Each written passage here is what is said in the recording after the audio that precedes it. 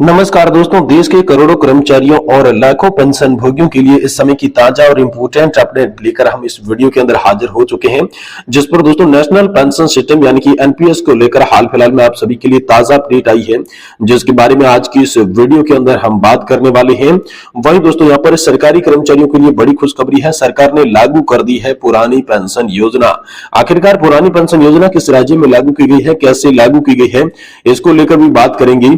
वहीं दोस्तों आप सभी के लिए बड़ी खबर है, केंद्र सरकार के पेंशन धारकों को मिलेगी बड़ी खुशखबरी अगर वित्त मंत्री मान ले ये बात। जी हां दोस्तों, यहां पर आप सभी के लिए आखिरकार वित्त मंत्री कौन सी बात मान ले जिससे दोस्तों केंद्र सरकार के जो पेंशन धारक है उनको बड़ी खुशखबरी मिलने वाली है, इसके बारे में भी दोस्तों आज की इस वीडियो के अंदर बात करेंगे। वहीं दोस्तों पेंशन प्रपत्र में संशोधन का प्रस्ताव जो है आप सभी के लिए पारित हो गया है और नए पेंशन के तहत सेवानिवृत्त कर्मचारी अब कर सकेंगे पेंशन का ऑनलाइन आवेदन। इसके बारे में भी दोस्तों बड़ी खबर हाल फिलहाल में आप सभी के लिए आ चुकी है। वहीं पेंशन भोगियों के लिए अहम खबर है, पंजाब सरकार ने लिया बहुत ही बड़ा फैसला। तो आखिरकार पंजाब सरकार ने पेंशन भोगियों के लिए क्या फैसला लिया है, इसके बारे में भी बात करेंगे। वहीं दोस्तों नेशनल एजुकेशन कमेटी के मुख्य कमांडर अशोक जी रावत ने ईपीएस 95 पेंशन धारकों के नाम जारी किया बड़ा संदेश, जिसमें जल्द पेंशन धारकों को मिल सकती है बड़ी खुशखबरी। वहीं दोस्तों यहाँ पर पूर्व सांसद भाऊशाही वाजपेयी ने पेंशन धारकों का किया समर्थन, कहा मैं हमेशा उनके साथ हूं और भविष्य में उनकी मांगों को मंजूर कराने के लिए मैं हर संभव प्रयास करता रहूंगा।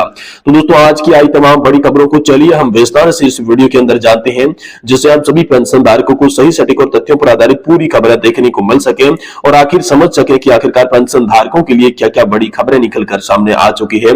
इसलिए दोस्तों आप सभी से निवेदन करते हैं कि दोस्तों आप वीडियो को लास्ट तक देखें और इससे पहले हमारे चैनल पर नए हैं तो चैनल को सब्सक्राइब करने के साथ साथ वीडियो को अपने दोस्तों के साथ शेयर जरूर कर दें। तो चलिए बिना किसी देरी की खबरों का सिलसिला शुरू करते हैं।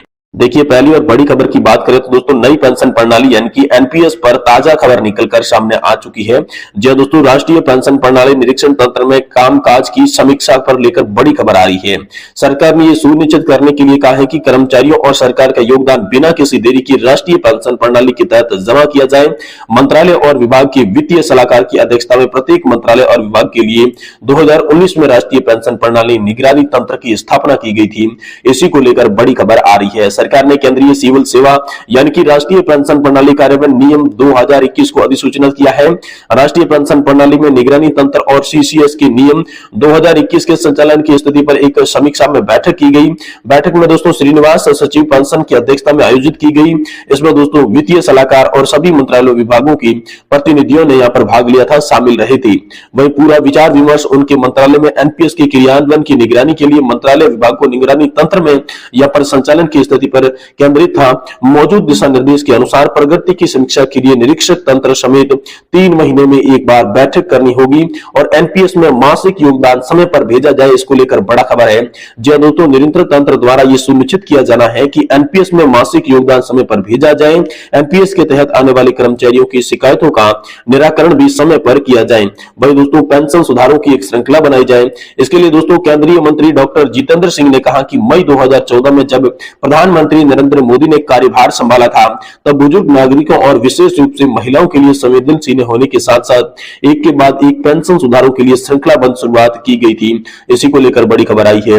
वहीं दोस्तों ईपीएस 95 पेंशन धारकों के लिए नेशनल एजुकेशन कमेटी यानी कि राष्ट्रीय संघर्ष समिति के मुख्य कमांडर अशोक जी रावत का बड़ा ऐलान सामने आ चुका है, जिसके तहत उन्होंने कहा है कि जल्द ही आप सभी को यहाँ पर बड़ी खुशखबरी देखने को मिलेगी।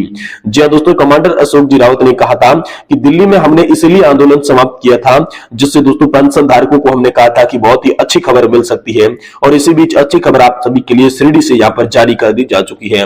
जी दोस्तों, शिरडी जिला अहमदनगर में ईपीएस 95 पेंशनर्स की रैली का मार्गदर्शन किया।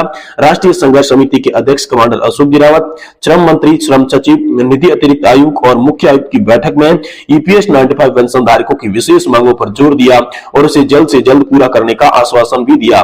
दोस्तों इस बैठक में मुख्य अतिथि पूर्व सांसद भाऊशाही आशु वाजपेयी ने भी कहा कि मैं हमेशा आपके साथ हूं और भविष्य में आपकी मांगे मनवाने के लिए हर तरफ से संभव प्रयास और मदद करने का आश्वासन भी आप सभी को देता हूं। ये ईपीएस 95 पेंशन धारकों के लिए हाल फिलहाल में ताजा और इंपोर्टेंट अपडेट निकलकर सामने आ चुकी है। वही दोस्तों अगली बड़ी खबर की बात करें तो सरकारी कर्मचारियों के लिए बड़ी खुशखबरी है। सरकार ने लागू कर दी है पुरानी पेंशन योजना। जी हां दोस्तों, पुरानी पेंशन योजना को लेकर मांग की जा रही है। अब राज्य सरकार द्वारा पुरानी पेंशन योजना को लेकर बड़ा फैसला लिया गया है। जैसा कि आपने यहाँ पर देखा था दोस्तों, लोकसभा चुनाव से पहले सरकारी कर्मचारियों के लिए, आम जनता के लिए विभिन्न मांगों को यहाँ पर पूरा किया जाएगा। ऐसे में दोस्तों देश में लगभग 6 राज्य ऐसे हैं जहां पर पुरानी पेंशन व्यवस्था की बहाली का ऐलान हो चुका है, जिसमें दोस्तों छत्तीसगढ़, झारखंड, पंजाब, कर्नाटक, हिमाचल प्रदेश शामिल है। हालांकि राजस्थान में भी पुरानी पेंशन योजना का लाभ देने हेतु ऐलान किया गया था, लेकिन भाजपा सरकार सत्ता में आते ही पुरानी पेंशन योजना की बहाली को तत्काल निरस्त कर दिया। हालांकि आगामी कुछ दिनों व महीनों में सरकार दोबारा से पुरानी पेंशन योजना पर विचार कर सकती है। इस बीच आप सभी के लिए सिक्किम से बड़ी खबर निकलकर सामने आ चुकी है। सिक्किम सरकार ने ओपीएस के लिए क्या किया बड़ा ऐलान। जी हां दोस्तों, पुरानी पेंशन योजना को लेकर सिक्किम में मुख्यमंत्री प्रेम सिंह तमांग ने भी आधिकारिक घोषणा कर दी है, जिसके अनुसार 1 अप्रैल 2006 या उसके बाद नियुक्त राज्य के सरकारी कर्मचारियों के लिए पुरानी पेंशन योजना के लाभ देने का ऐलान कर दिया है। पूर्वोत्तर पहला राज्य है जहां पर पुरानी पेंशन योजना की शुरुआत कर दी गई है। हालांकि कर्मचारी पक्ष द्वारा काफी लंबे समय से मांग की जा रही थी और अब सिक्किम विधानसभा चुनाव से पहले ही बड़ा फैसला लेकर सरकार ने आप सभी के लिए दे दिया है। देश के लगभग कुछ राज्यों में यहाँ पर ओल्ड पेंशन स्कीम का समर्थन किया है। हालांकि सिक्किम सरकार द्वारा ओपीएस में संशोधन करने पर भी कदम उठाया जाएगा, इसको लेकर भी बड़ी खबर आ रही है। सिक्किम सरकार द्वारा 9 फरवरी को पब्लिक ग्राउंड में आयोजित राज्य स्तरीय कार्यक्रम में 21 मार्च 1990 या उससे पहले लगे सरकारी कर्मचारियों को पुरानी पेंशन योजना का लाभ देने का ऐलान किया, जिसके बाद सरकारी कर्मचारियों के चेहरे पर काफी खुशी देखी जा सकती है। वही दोस्तों केंद्र सरकार के पेंशन धारकों को मिलेगी बड़ी खुशखबरी। अगर वित्त मंत्री मान ले ये बड़ी बात, तो आखिरकार वित्त मंत्री कौन सी बात मान ले जिससे केंद्रीय कर्मचारियों को बड़ी खुशखबरी मिलेगी, चलिए जानते हैं। देखिए, केंद्रीय कर्मचारियों के डीए और पेंशनर्स के डीआर पर जल्द फैसला होने वाला है। उम्मीद की जा रही है कि जुलाई में लंबित डीए और डीआर को लेकर सरकार एक तरफ से फैसला दे सकती है, लेकिन इससे पहले railway senior citizen welfare association ने हाल ही में सरकार से पेंशनर्स की शिकायत पर संसदीय स्थायी समिति की सिफारिश को लागू करने के लिए कहा है। जी हां दोस्तों, तो संसदीय स्थायी समिति ने क्या सिफारिश की थी दोस्तों? वित्त मंत्री ने हाल ही में एक ज्ञापन के जरिए यहाँ पर कहा कि पेंशनर्स की शिकायत पर संसदीय समिति ने दोस्तों 110वीं रिपोर्ट की सिफारिश कर दी है। संख्या दोस्तों 3.28 के तहत सिफारिश की है कि समिति का विचार है कि सरकार को पेंशनर्स की एसोसिएशन की मांग पर विचार करना चाहिए। इसके अनुसार पेंशनर्स की 65 साल की आयु होने पर 5%, 70 साल की एज होने पर 10% और 75 साल की एज पर 15%, वही दोस्तों 80 साल की उम्र पर 20% अतिरिक्त पेंशन राशि दी जानी चाहिए।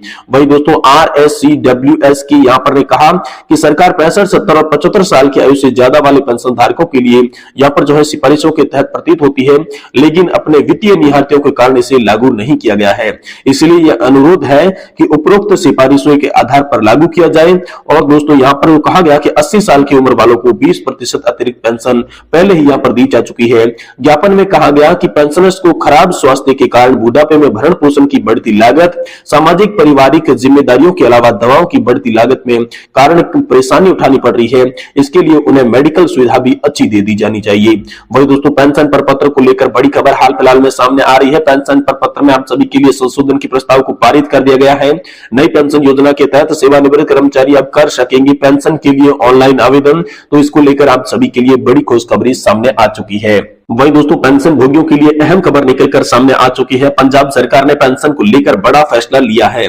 जी हां दोस्तों, पंजाब सरकार ने पेंशन धारकों जो कि 1/1/2016 से 30 जून 2080 के मध्य सेवानिवृत्त हुए हैं, उनको संशोधित हुए कम्यूटेशन पेंशन को जमा करने के लिए एक बार फिर से विकल्प देने का अहम फैसला किया है। यह विकल्प दोस्तों 31 मार्च 2024 तक उपलब्ध है। वहीं बता दें कि पेंशन भोगियों की शिकायत पर विचार करने के बाद सरकार ने सरकारी खजाने से पेंशन संशोधित परिवर्तन मूल्य को जमा करने के लिए SMEUN की विकल्प की तारीख को 31/3/2023 तक बढ़ाने का फैसला किया। ऐसे व्यक्ति जो एक